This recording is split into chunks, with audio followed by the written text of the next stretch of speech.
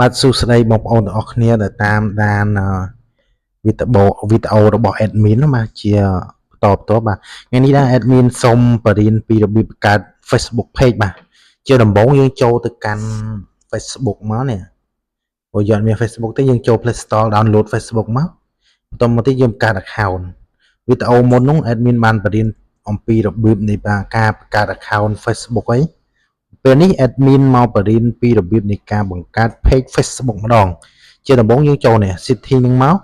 ដោយសារ Facebook ឥឡូវ update ចឹងណាអូខេចាំតិចបងប្អូនបិទសំឡេងសិននេះវា update ចឹងនេះយើងចូលកន្លែង 3 នេះមកនេះ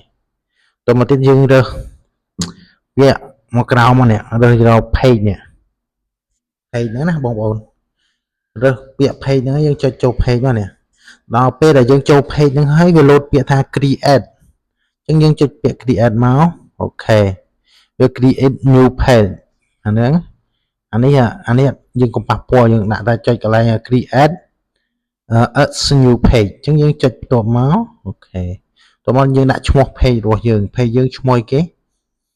ដាក់ទៅខ្ញុំឥឡូវខ្ញុំចេះដាក់សិនណា SED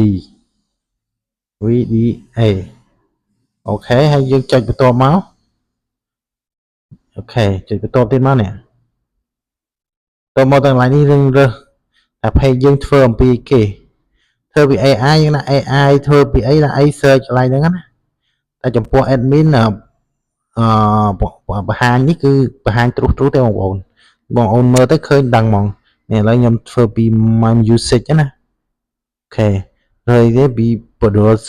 service អីទៅនេះដាក់ទៅមកណាអូខេបើយើងចង់ដាក់ឲ្យត្រូវ content របស់យើងចុច search មកវាយដាក់ content ហ្នឹងទៅគឺចេញហើយត្រង់ចំណុចហ្នឹងបន្តមកទៀតយើងចុច create អូខេដាក់ចិត្តងាយស្រួលតមកទៀតនេះវាឲ្យរើសនេះទីតាំង location ហ្នឹងទីតាំងនេះដាក់កម្ពុជាមក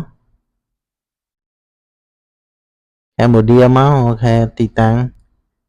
នេះមិនបាច់ដាក់បានទេកន្លែងហ្នឹងគឺអត់សំខាន់ទេតែចុចបន្ទាប់មកនេះអូខេនេះប៉ុណ្ណឹង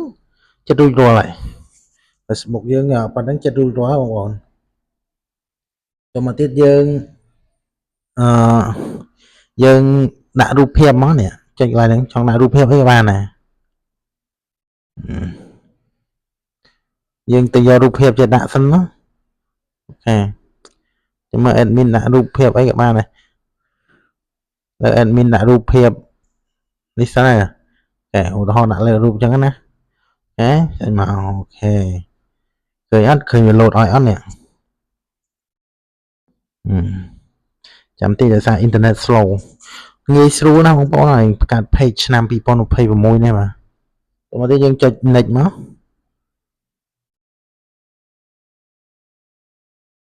បន្ទាប់ពីយើងចុច next ហើយនេះវាលោតឲ្យយើង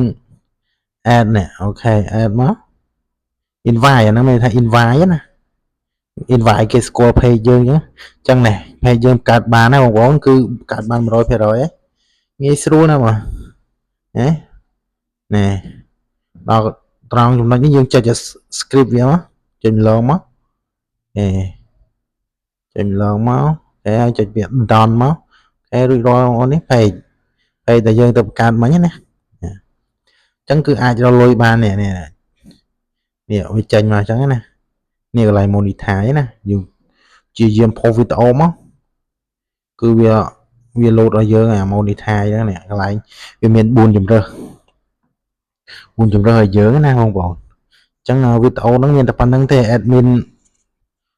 ប្រាប់ពីរបៀបនៃការបង្កើត page អញ្ចឹងណាបើសិនជាជួយគ្រប់គ្រង admin សូមជួយ subscribe អ្នកមួយផងបាទសូមអរគុណសូមជម្រាបលា